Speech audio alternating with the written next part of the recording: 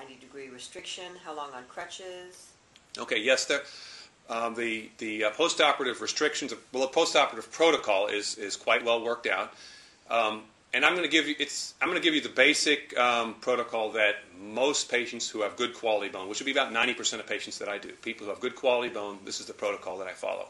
On the day of surgery or the morning after surgery, we get them up out of bed. They start walking up and down the hallways. First of all with crutches, and then they use crutches for about 1 or 2 weeks. It's up to the patient, really. Use a cane for 1 or 2 weeks, and then by 6 weeks they're typically walking 1.5 miles without a cane or crutch with just a slight limp at that point. At that point they can climb stairs 1 foot over the other, holding onto the rail.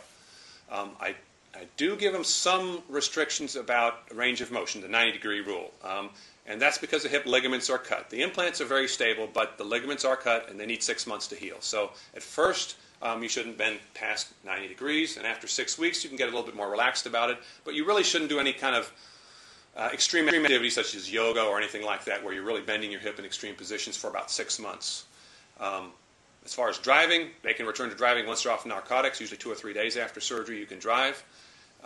And people return back to office work typically by 2 weeks. Work that requires a lot of walking around, usually around 6 weeks. And again, sports and heavy activities, extreme activities, 6 months to possibly a year if it's something very extreme, like contact hockey, for instance. And running 6 months? Or? 6 months you can start running, yes.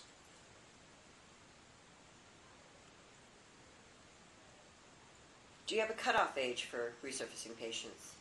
I have a general soft cutoff age, and that's about 65. There are no real hard and fast rules with resurfacing. Of course, there's still a lot we need to learn about it, and that's one of the main areas we're focusing research on right now, is to figure out exactly who is the best candidate, who's not a good candidate, how we have to modify our surgery protocols, our rehab protocol to accommodate various different types of patients.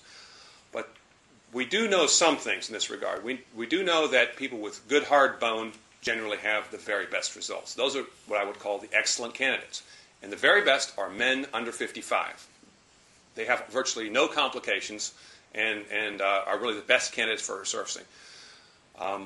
Women have about twice the fracture rate as men, and older people, that means people over 60 years old, 65 years old, have a higher fracture rate than younger people. So that probably means it has to do with bone density. And all this is still being investigated. But basically, as you're getting older, your bone density tends to decrease, and then your risk of a fracture goes up fairly dramatically. So I occasionally do people over 65, but not routinely, and I do measure their bone density and discuss that with them very carefully if they're over 65 and would like to have this procedure. Do you preserve the neck capsule? I do preserve the neck capsule. The issue that's come up recently is whether to preserve the tissue that's right on the femoral neck, because perhaps that would decrease the femoral neck fracture rate. And that tissue is called the retinaculum, or we might call it the periosteum. Everybody has to cut the capsule to do the procedure, whether you do it through a posterior approach or through an anterior approach. The capsule is the term we use for the ligaments that connect the two bones. And it's obvious that if you don't disconnect those ligaments, you can't take the hip out of the socket and you can't prepare the surfaces. Right? So everybody has to cut the hip capsule. And I would say most surgeons preserve the hip capsule. We're focusing more now on the tissue right on the bone on the neck, whether or not if you strip that so they can get a better look at the femoral neck to better judge your alignment of your implants, or whether you should preserve some of that tissue a little bit more. That's the controversy. It's far from resolved yet, but I generally do the procedure with preserving that tissue. And at this point, I've not seen that it makes a difference yet compared to stripping it, but time will tell.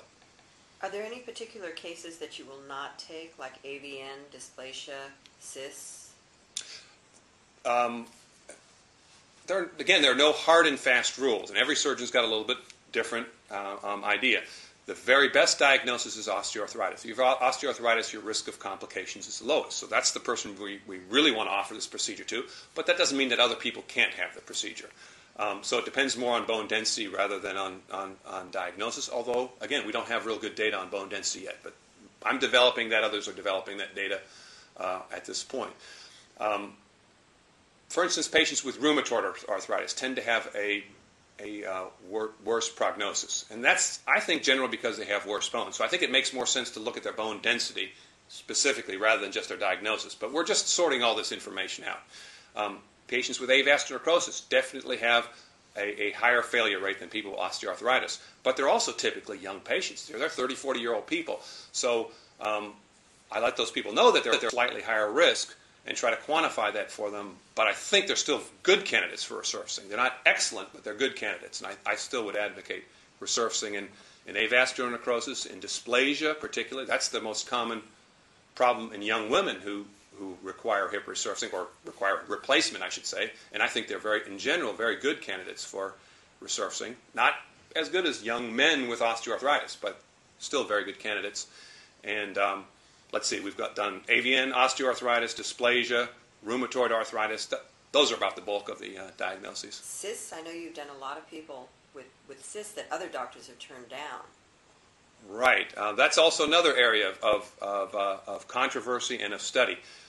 There are some research papers that suggest that patients with larger cysts have a higher complication rate. Those are cysts on the femoral side. If the cysts are on the socket side, it doesn't make any difference. I think every surgeon would agree with that. But it's cysts on the femoral side. And so let me explain first of all what cysts are. Cysts are just holes in the bone. As you develop osteoarthritis, as it gets more advanced, first the cartilage gets lost, and then as it gets more advanced, the process starts eating holes in the bone. And those are called cysts. And then you can quantify those roughly by size. Well, basically what's happening is that the bone stock, the bone in the femur that you're going to work on, is disappearing. And of course it makes sense. If you lose a lot of that bone, then if you're trying to hang the implant on that, it may not work so well. And that's what we find.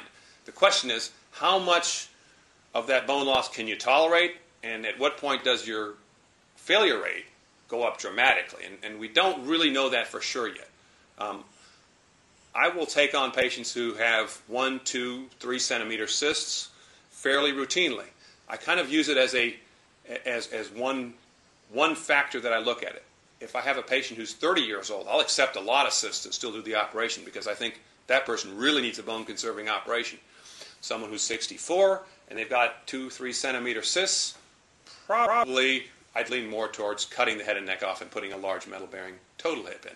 So it's something you factor in your decision-making process. We don't have all the answers yet, and it really depends a lot on age and other factors as well. And what type of anesthesia do you use? I have settled on spinal anesthesia. I've investigated general anesthesia, epidural anesthesia, and finally settled on spinal anesthesia. I think all the others are acceptable as well. But the reason I like spinal anesthesia is I can add a long-acting narcotic in there, and that'll give my patient a long-term pain relief after the surgery. But the numbing effect of the spinal will go away rather quickly. So we can get the patients out of bed, walking on the day of surgery, if they're an early case, or on the morning after surgery, and they still have good pain control from the narcotic in their spinal, but their legs are strong, the muscles are working again, so they're able to get up. They don't have the wobbly leg problem. But there's much more to it than that. You really ought to use a multimodal pain management system to control the pain, get people moving quickly, and that allows us to discharge patients quickly. But it also makes it so that people have a relatively pain-free experience. This is major surgery. I recall back when I was a resident in early years in practice, it was a pretty horrendous problem for people. The pain they had to suffer the first few days after the surgery was pretty extreme. And if you're just using a general anesthetic or a very short-acting anesthetic and then just using narcotics, it's very hard to adequately control their pain. And by the time you go up on the narcotics dose high enough, then they're having all kinds of side effects from that. So you really need a multimodal pain management system. And a lot of surgeons, and this isn't just for hip resurfacing, this is for any kind of major surgery like joint replacement. Many surgeons in this country are moving to a multimodal system that would include injecting local anesthetics, using ice, and using anti-inflammatory medicines, dosing people up on all kinds of other things so that we can minimize narcotics and avoid a lot of the side effects of the narcotics, get people going quickly. And as part of that whole system, I use the spinal with the low-dose narcotic in the spinal. That gives them good pain relief. So what happens when a patient has 2 bad hips? How do you handle bilateral? Well, there's 2 ways you can handle it. You can do them one surgery at a time.